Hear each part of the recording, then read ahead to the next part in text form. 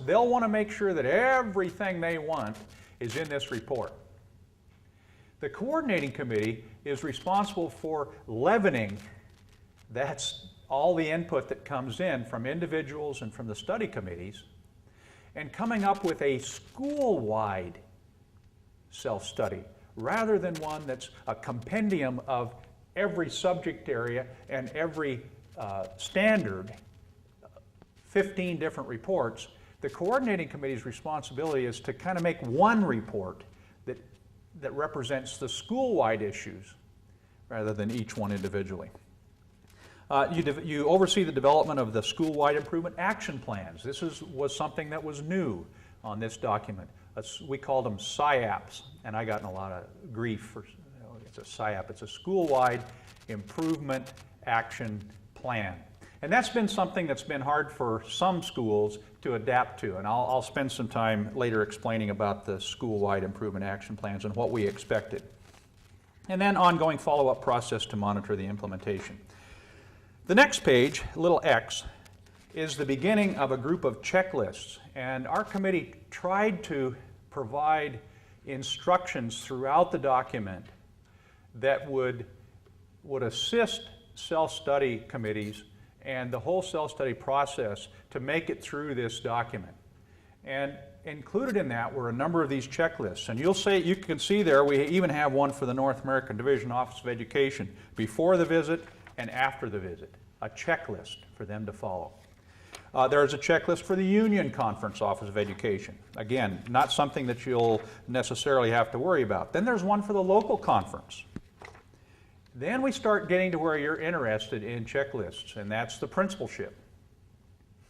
On page XIV is a checklist for the principal. We tried to think of the things that would be important for the principal to do before, during, and after the visit.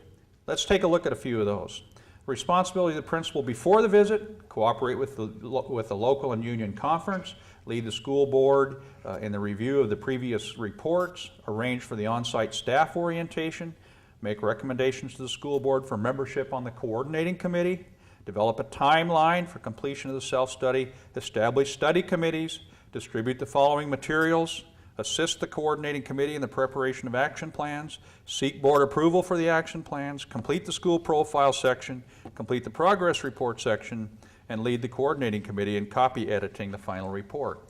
13, at least 30 days prior to the visit, distribute the completed self-study report to each member of the visiting committee, the local conference, the union conference, school board members, school faculty and staff. One of the questions that we ask when we get to a school on a visiting committee is, have you seen this document? We meet with the faculty. Say, have you seen this document? And a lot of times we say, what document? Oh, you know, they told us about that one in faculty meeting one day, but we haven't seen it. That does not bode well for your school and the visiting committee report that is written. So again, the principal is responsible for disseminating this report to the school board, the faculty, interested parties, the union, the conference. That's one of the duties for the principal prior to the visit. Another problem we have sometimes is that the school, as a visiting committee chair, I call up a month or month and a half before and say, how's it going? And, well, we'll have that in the mail. And then 3 weeks before comes and 2 weeks before comes, and call again. They say, well, we had some problems. Does not bode well for the school. Sometimes we get the report the day before we show up. And that doesn't make visiting committee members feel very happy when they get to the campus. So we have a timeline in here, and you'll see that in a few minutes, a suggested timeline. I would make a target to have the final edited report ready 45 days before the visit. That would be my target. Have it ready to go so that within 30 days prior to the visit, they have it in the mail. You're not mailing it off to the visiting committee at that time. They already have it 30 days prior to the visit. And then 14, cooperate with the local conference regarding the plans for the visit. Logistics are important. We need to, without being extravagant, I think we need to think about what it would be like to visit a campus and what kinds of things as a principal we could do that would make a visiting team feel comfortable. Now, I'll tell you a horror story or two about evaluation. The very first one I had was the second year that I was a principal. And so we did the report. We worked really hard on the report. We sent it out to the committee. We put the committee in a very nice hotel near the school, had refreshments for them when they got there every day, a nice room for them to meet in private. All the supplementary materials were there. The committee showed up about 10 o'clock every morning and left at about 2 every day. They didn't interview one teacher. They didn't interview any of the staff.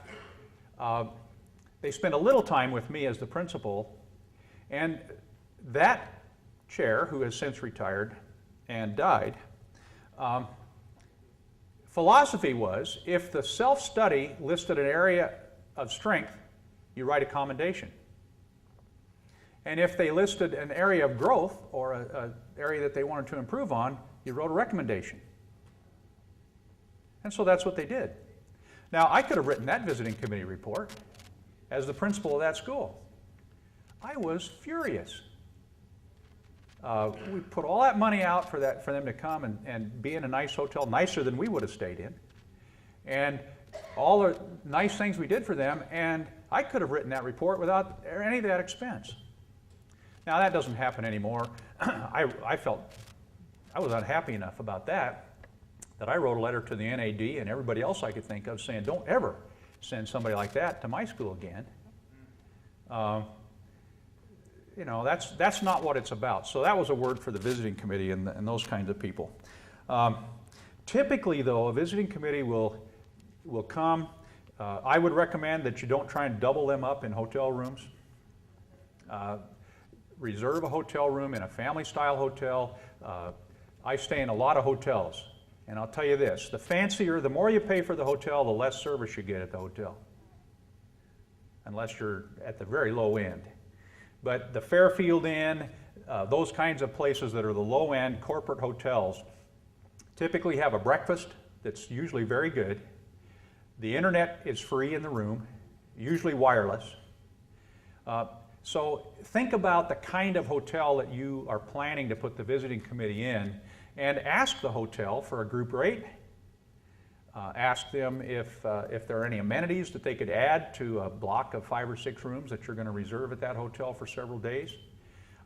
Talk about some of those arrangements that you could make, and often you can get a discount at a hotel if you have a relationship with them. And again, I would say don't try and put them in the Renaissance or the Hilton. Find a hotel that's a family-oriented hotel that has those kinds of amenities. Visiting committees really appreciate being able to do internet at night, do their email at night for back to their school, those kinds of, and have a nice breakfast in the morning. So think a little bit about what you're going to do for the visiting committee while they're there. Refreshments are nice. I wouldn't go overboard on refreshments, but you would ask the visiting committee chair, what kinds of things would you like? It might even be that you'd send out a survey ahead and say, what kind of soft drinks do you like? To the visiting committee. That's going to cost you stamps on 5 or 6 envelopes, but it's going to give you an idea. If they say we don't want any junk food, then you'd want to think about fruit or yogurt or something else that you would put in the room for the visiting committee. I'll probably have another time to talk about this, but since I'm on the subject right now, I would encourage you to provide a room that has a computer and printer that are hooked together, that work together. Usually the visiting committee will bring laptops. And so if you can find a printer that is adaptable to a lot of different computers, that's a positive for the committee, because then I typically bring my own laptop, make the master report on my laptop. I ask my visiting committee members to bring flash drives, and we put the report together on my computer. And I love it when I can walk in and there's an IT person there who says, oh, I've had this computer before, it's going to work with our printer, pow, we're on, and we're going. The last school I went to, great hospitality, but the printer was the school printer. And the time we were there, they were preparing their school yearbook on that printer, printing thousands of pages. And so it was difficult for us to print when we needed to print drafts. We had to kind of wait in line for the students. And so, again, think about what a visiting committee would need and what would make their work easy and efficient, and then try and provide that. A private room, doesn't have to be fancy, but a private room with a computer and or a printer that is versatile enough that it will work on basically any of the laptops that show up. What else for visiting committees? Questions about how you treat a visiting committee since we're there? Typically, the visiting committee chair will invite the coordinating committee and or the administration to a dinner during the time that they're at your campus. Typically, there's on the first night, there's a reception of some kind where the visiting committee members can introduce themselves to your faculty and staff, and where your faculty and staff can introduce themselves by name to the visiting committee. That really helps a visiting committee to feel comfortable. The next day, when they're going to classrooms to visit and when they're scheduling appointments with faculty members, they've got a face. And I'll guarantee you that visiting committees, when those people give their introduction, they already know who they're looking for, because they've been assigned certain subject areas to review. And so when that person stands up and introduces themselves by name, those visiting members that are assigned to them, they're watching. And it's really helpful for them to have that connection. And if there can be a little time that's informal during the reception, where the visiting committee members and the faculty can kind of mix, that also, sometimes visiting committee members want to make an appointment right then, or find out when the parameters are that the faculty can be available for them, or what class the teacher would prefer they visit. So those kinds of contacts are really good on the very first night. And so not a fancy dinner, that's not what the visiting committee is looking for typically. They've flown all day, they get there in the afternoon, they've had an orientation in the hotel where they're staying probably, but they want to meet and greet. Any other questions or comments about the whole visiting committee, how that works when they come to your campus? Yes?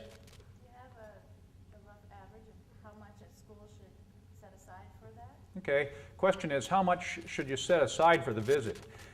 Other than the hotel expenses, and various unions do it different ways. I know in North Pacific, they've gone to where they pay all the expenses for the visiting team. The school puts in an amount every year that they put into a big pot, and then they pay all the expenses. But typically, what happens is that the sending organization pays the travel expense to the site, okay? So you typically, at the school that's being visited, your expenses would be the hotel while they're there and a per diem while they're there. Or sometimes, I like to eat in the cafeteria. If there's food service on campus, I like to just eat in the cafeteria. For lunch, even in day schools, if they have a hot lunch, I want to eat in the cafeteria because I want to sit down at a table with kids and just, talk to them. Find out about their school. Or if there's faculty members at a table, I'll often go and sit at a faculty table. So I would say whatever the hotel times however many people are coming, that's going to be your primary expense. And then per diem. Typically, the sending institution will pay the travel expenses to your campus. Another nice feature is usually the chair will rent a car. It's nice to offer, if you have a school van or something like that you could make available to the visiting committee while they're there. You just ask them, what kind of logistics are you going to need back and forth from the hotel? And typically the chair, like I said, will have a rental car. Often another person will have a rental car and they just say, thanks, we don't need any assistance. But those are the responsibilities typically of a school for a visiting committee. So you'd budget whatever that hotel in your area would cost. Plus, but I would say the family style hotels are the ones that most of us are most comfortable in. Holiday Inn Express, Fairfield by Marriott.